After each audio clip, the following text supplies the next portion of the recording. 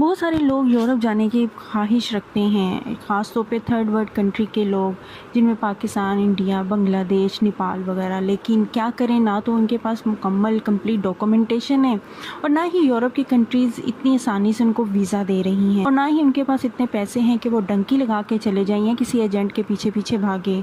तो हमारी कोशिश होती है हम अपनी इंफॉर्मेशन के थ्रू आपको गाइड करें प्रॉपर तरीके से। ऐसे वो तमाम लोग जो अपनी इकोनॉमिकल कंडीशन को बेटर करना चाहते हैं, यूरोप की कंट्री को सर्च कर रहे हैं और यूरोप जाना चाहते हैं, तो ये वीडियो है उनके लिए। ख़ास तौर पे देखा गया है कि पाकिस्तानियों के लिए यूरोप का वीज़ा लेना बहुत ज़्यादा मुश्किल हो चुका है। बहुत इन्हें डिफ़िकल्टीज़ को फेस करना पड़ रहा है। बार बार ऐसी वीडियोस की सर्च कर रहे हैं कि जहां उन्हें वीज़ा लेना ना पड़े और कम से कम मिनिमम डॉक्यूमेंट्स के अंदर और कम से कम खर्चे में वो यूरोप जा सकें।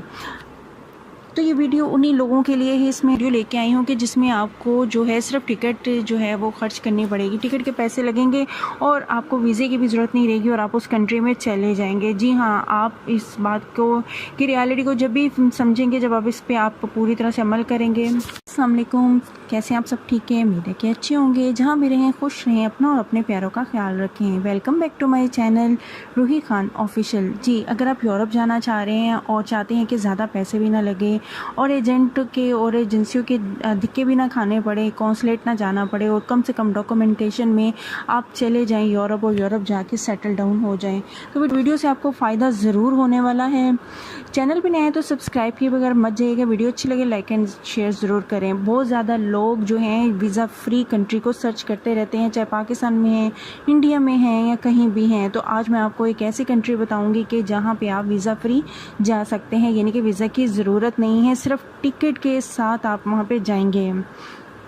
वहाँ पे अगर आप एक दफ़ा चले जाते हैं तो 6 महीने के अंदर अंदर आपको उस मुल्क की नेशनैलिटी भी मिल जाती है। बहुत सी ऐसी कंट्रीज़ है जहाँ पे 8-8 10 साल जाके रहें तो फिर ही आपको नेशनैलिटी मिलती है। लेकिन ये जो मैं कंट्री आपको बताने जा रही हूँ वो कंट्री है कैप वर्दे, जिसके इस कंट्री में आप आसानी से जा सकते हैं।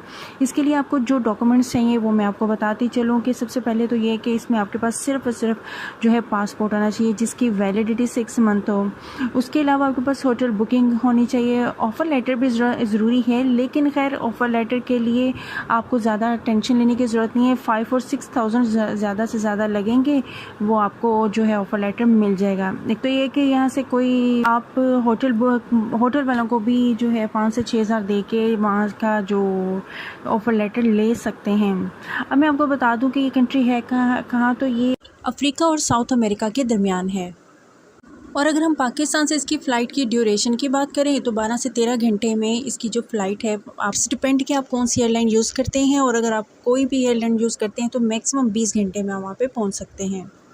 अब बात कर लेते हैं कि कैप वर्दे जाने के लिए पाकिस्तान से कौन कौन सी एयरलाइंस जो है जाती हैं। तो इसमें PIA हमारी इंटरनेशनल एयरलाइन है, वो भी कैप वर्दे जाती है। कतर एयरवेज़ पे भी जा सकते हैं, इसके अलावा तुर्किश एयरलाइन पे भी जा सकते हैं। और अगर इनकी आबादी की बात की जाए तो आबादी इनकी बहुत ही कम है, यानी कि 5 से 6 लाख आबादी है। लेकिन ये इतना खूबसूरत है कि यहाँ पे हर साल जो है लाखों टूरिस्ट आते रहते हैं, जिसकी वजह से यहाँ पर जॉब अपॉर्चुनिटीज़ भी साथ साथ निकलती रहती हैं।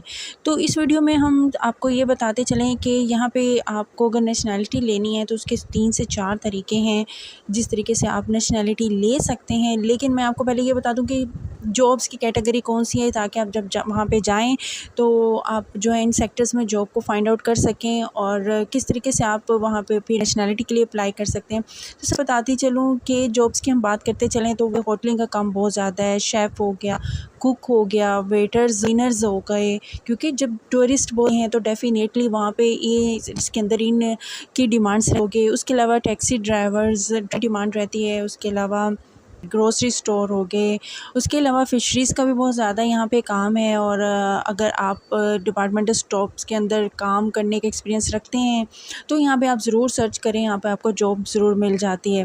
अब हम बात करते हैं इसके नेशनैलिटी की तरफ आते हैं। नेशनैलिटी के हिसाब से देखा जाए तो सबसे पहले जो तरीक़ाकार ये है कि आप जब यहाँ से अप्लाई करते हैं ना, मतलब यहाँ से अप्लाई तो नहीं होता है, लेकिन ऑफ़र लेटर जो मैंने आपको बताया कि ऑफ़र लेटर की आपको ज़रूरत होती है, लेकिन ऑफ़र लेटर किस तरीके से लेना है वो भी मैंने आपको बता दिया कि होटल वालों से ही आप थोड़े से पैसे ज़्यादा चार्ज करके उनसे ऑफ़र लेटर ले सकते हैं।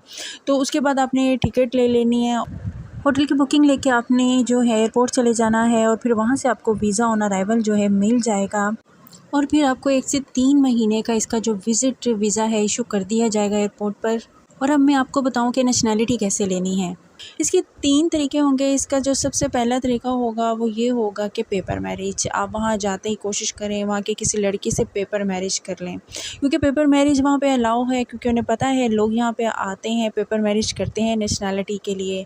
तो आप जब पेपर मैरिज कर लेते हैं तो उसके जैसे ही आपका जो है मैरिज रजिस्टर होती है तो फिर आप जो है नेशनैलिटी के लिए अप्लाई कर सकते हैं। 2 से 3 दिन में जब आप अप्लाई करते हैं तो 5 से 6 माह के अंदर अंदर आपको नेशनैलिटी जो है इसकी मिल जाती है। दूसरा तरीका इसका ये है कि आप यहाँ पे जॉब कहीं ढूंढ लेते हैं, आपको मिल जाती है, तो जॉब करने के बाद भी आप जो है नेशनैलिटी अप्लाई कर सकते हैं। और तीसरा तरीका जो है वो इन्वेस्टमेंट का है। इन्वेस्टर्स वैसे भी किसी भी कंट्री में चले जाएं तो उन्हें बहुत ज़्यादा उन लोगों को लाइक किया जाता है, तो इस तरीके से भी आप फिर इन्वेस्ट करने के बाद भी नेशनैलिटी के लिए अप्लाई कर सकते हैं। अब आपके माइंड में अगर ये बात आ रही है कि एक छोटी सी कंट्री आइसलैंड है जिसका हम पासपोर्ट लेके हम क्या करेंगे, तो मैं आपको बताते चलूँ कि इस कंट्री के पासपोर्ट की बाकी अदर्स कंट्री के पासपोर्ट की तरह इतनी अहमियत है कि आपको एक दफ़ा जब ये आपको मिल जाता है पासपोर्ट तो 65 कंट्रीज़ में जो आप एंट्री विदाउट वीज़ा कर सकते हैं। यानी कि सबसे बड़ी जो मैं आपको बात बता रही हूँ वो उसको माइंड में रखें कि यानी कि आप पाकिस्तान हो या इंडिया हो, यहाँ से आपको बहुत ज़्यादा जो है दूसरी कंट्रीज़ में यानी कि यूरोप की कंट्रीज़ में आपको वीज़ा लगना, एंट्री मिलना, वीज़ा फ्री एंट्री मिलना मुश्किल है।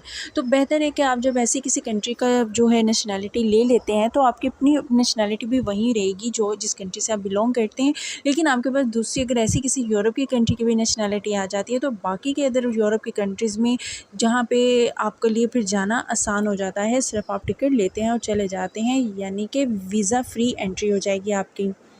वीज़ा ऑन अराइवल या वीज़ा फ्री चले जाएंगे। तो ये एक बड़ा छोटा सा प्रोसेस है और इस तरीके से आप आसानी जो है यूरोप के अंदर एंट्री ले सकते हैं।